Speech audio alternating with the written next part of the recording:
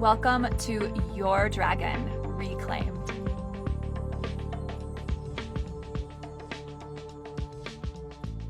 What a wild ride it has been. Am I right, sensitive soul? Have you been feeling like there's fire energy coming at us from all directions? This last week was extremely potent and full of that fire, of that energy of transformation and expansion. And it was getting hot in here, right? And we had that new moon solar eclipse in Leo. We had the closing of the Lionsgate portal. We are in summer here in the northern hemisphere. So yeah, we've been feeling the heat. Things have been moving. Things have been dissolving and maybe like letting go of a lot and building up at the same time. Welcome to episode number 73 of Your Dragon Reclaimed. And before I get into the topic of today's episode, I want to take a moment to give so much love, gratitude, and a giant thank you to every single one of you beautiful souls who contributed, who participated in my launch day for my book, How I Got My Dragon Back, A Healer's Journey from Suppression to Empowerment, because we did it. We launched just last week on August 12th, and we made it onto the list. So How I Got My Dragon Back became the #1 new release in mysticism on Amazon in the United States, and it also is on the bestseller list in Amazon in the United States. I made it in both of those two lists in Australia, so I am beyond thrilled to share that How I Got My Dragon Back is an international bestseller. And this all became possible because of you, because of those of you who bought the book, who participated in the launch. Again, I cannot say how grateful I am. And that launch day was like this energetic roller coaster. I had moments where I was like singing and dancing. We had a beautiful launch party. I had moments of crying and like just releasing and letting go. So my baby, I birthed it into the world, this book. I'm so excited to see how it continues to keep growing and spreading around the planet, because I know that this book has the potential to change the world. And thank you for being a part of that. So in this week's episode, I'm going to talk about a topic which not a lot of energy healers talk about, because I feel like it might be a little bit taboo, because energy healers are like, oh, we're all about love and light, and we can't say anything that might call out somebody else or do anything that might hurt anyone else. And my intention here is not to be mean or rude with the things that I'm going to say today, with what I'm going to share today. My intention is to bring awareness. And if something I say in this episode triggers you, like feel the trigger and then like sit with it and say, oh, she said that and that made me mad. I didn't like it. And that's okay. But it's an opportunity to like ask yourself questions about it and say like, okay, why is this coming up for me right now? Why did that trigger me? What does that mean? What does it remind me of? And when we get curious and we start to dive in a little bit deeper, we do the shadow work, because that's what triggers are helping us to uncover is our shadows. When we let ourselves experience the shadow, then we are allowing ourselves to experience evolution and healing and growth. So I want to talk today about integrity and being a healer. Because if we're going to change the earth, if we're going to help humanity evolve and grow and bring love and light to this planet, we have to show people that we know what we are doing and we mean business.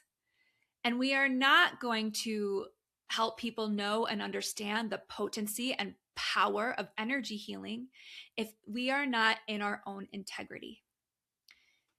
We are here at this time. You chose to come here on earth at this time to bring your light onto this planet. And it's not going to happen unless we're actually doing the work.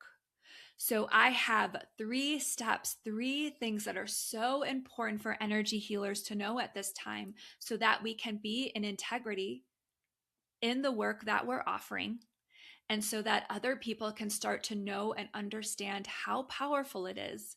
And so with that, we can actually, yes, make this new earth energy happen.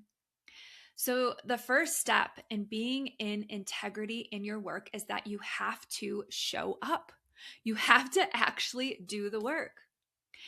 I have met along the way so many people that, oh, I want to do that. I want to do the Reiki training with you someday. Or, oh, I really want to start seeing clients, and there's like opportunities for me to go and see clients at an office space or work online, but yeah, I'm not ready yet. You know what?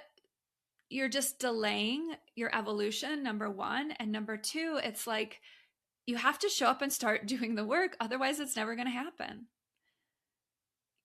Dreams have to be built. Dreams just don't like, oh, all of a sudden I'm an energy healer and I have like thousands of clients. It doesn't work that way. You actually have to show up and start talking about what you're doing, sharing it with others, actually doing it. If the clients aren't there yet, you start practicing on friends or family members. You have to start to show up and be it.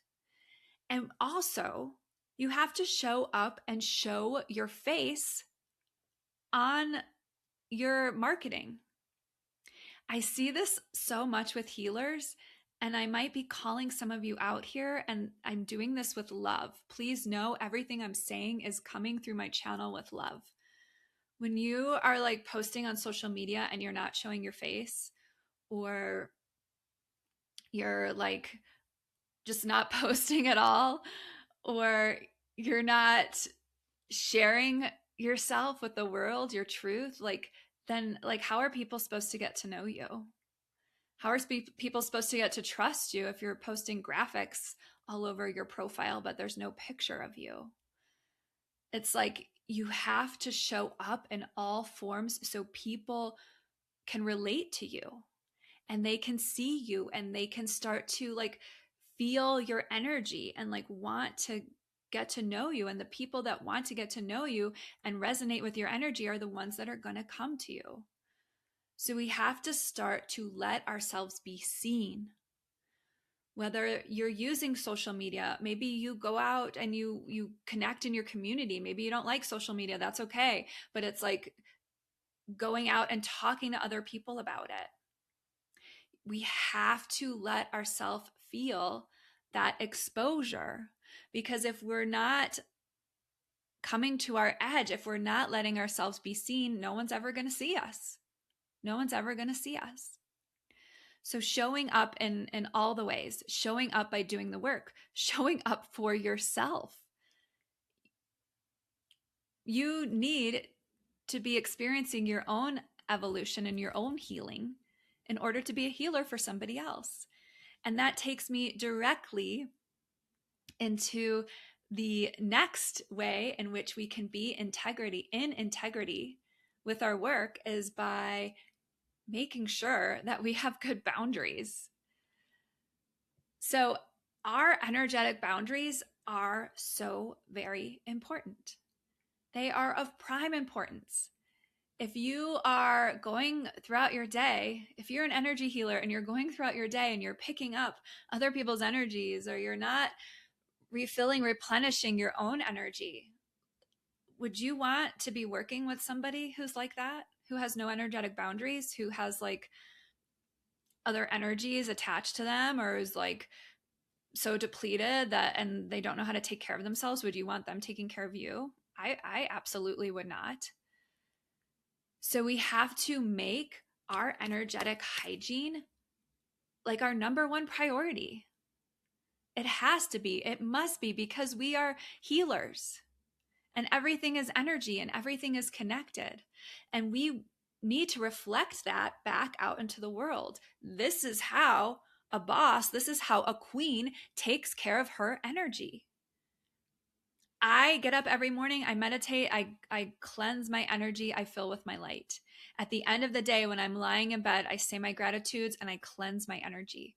Throughout my day, every time I feel a funky energy around, I cleanse my energy. I ground to the earth. It's a practice that is consistent. It's happening all of the time. It is so ingrained in me that I cannot not be sovereign in my energy. And so this is important for you too. We have to make sure that we are exuding beautiful, well-kept energetic boundaries so that we are mirroring that to our clients and to the world. And the number 3 way in which we can show up and exude to the world that we are in integrity in our work is embodiment. Our craft has to be practiced. It's not like I went and did my Reiki 1 training and then the next day I was like, ooh, I am like healing everybody. I've got thousands of clients. I've got this. No, it was a practice that had to be cultivated and developed and practiced over and over and over again. The same thing with the Akashic Records, the same thing with shamanic healing, okay? Like we cannot go to one, week-long training and then all of a sudden we're embodied in our work. No, it takes practice. We have to practice on other people. We have to practice on ourselves. And that's actually what I love about my modalities, Reiki and the Akashic Records and shamanic healing, is I get to work on myself with all 3 of those things. And because I have gone so deep into my own healing, I'm able to guide other people to do the same healing. So if we are not actually like practicing, and whether that's like, again, if the clients aren't there yet, then find someone to practice with. Find another healer that you can do a trade with. Find friends or family members who are open to receive it. Get out there and promote a free offering, a complimentary offering to get people to know you, and that then you can share your gift and practice using your gift. So the more we practice, the more embodied we become. And the more we get to again exude that professionalism, like a professional energy healer out into the world, and to let people know that this isn't just hocus pocus. This isn't just woo. This is a new way of being with health and wellness. This is really, in my mind, energy healing, energy work is going to heal the world. But we have to stay in integrity with our work. We have to embody our work. I'm going to say something that, again, some healers might not like to hear. Not all Reiki is the same. Not all Reiki is the same. And that's a factor of a lot of different things. There's different lineages of Reiki. So in yoga, for example, you have like Hatha yoga, and you have Kundalini yoga, right? So there's different lineages of Reiki. And the way different healers embody their work is different. So you have to really, when you're going to see a healer yourself, you have to really tune in and use your discernment and say, does this healer resonate with me? Or am I just going to them because like they're the first one that popped up on Google and they had like 1 million 5-star reviews, but do they really resonate with me? Let me tell you something else too. Just because someone has 50,000 followers, just because someone has 50,000 followers on social media does not mean they're in integrity in their work. And I've actually experienced this for myself. I had this other healer that I was in communication with, and one time she said to me that the Reiki channel is contaminated. And I was like, excuse me? I don't know what the fuck you're channeling from. But when I'm channeling Reiki, what I was taught and what I teach and what I know every single time I open the Reiki channel is that I am channeling the highest integrity light. I'm channeling energy from source, from the divine. I don't know what you're channeling from, but please don't come near me anymore. Right? And I'm not saying this to like instill fear, but we have to use our discernment. And yeah, absolutely. Feel free to ask your healer questions.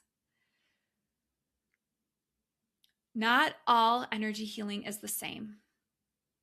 And we want to seek out healers. We want to seek out leaders who are in integrity in their work. And so that comes down to you yourself cultivating your own integrity, your own balance, your own energetic boundaries, showing up and doing the work and embodying the work. And then it also comes down to you using your discernment to see who you want to collaborate with, who you want to work with. Sometimes the thinking mind might pull you in another direction. Oh, like this person's a good person to work with because they have this many followers, or they say they make like they've made 7 figures this year. Like none of that to me really matters anymore. What matters to me is the energetic coherence, tuning in and making sure that something feels like a yes before I'm going to work with somebody. And to really raise that vibrational coherence, to raise the vibration of your own energetic field, that integrity piece is so very important. So, beautiful soul, if you resonated with this, if you want to explore more on how to create your own sovereign state of energy, if you are ready to really like step into your power as a healer and you feel like your integrity, you want to be integrity in your work, then I currently have spots available for 2 beautiful souls in my mentorship programs. So I have mentorship programs in Reiki, in the Akashic Records, and also Sacred Feminine Fire, which is to help you really step into your fire and create and be the magic that you want to be in the world. You can head to my website to check all of those out.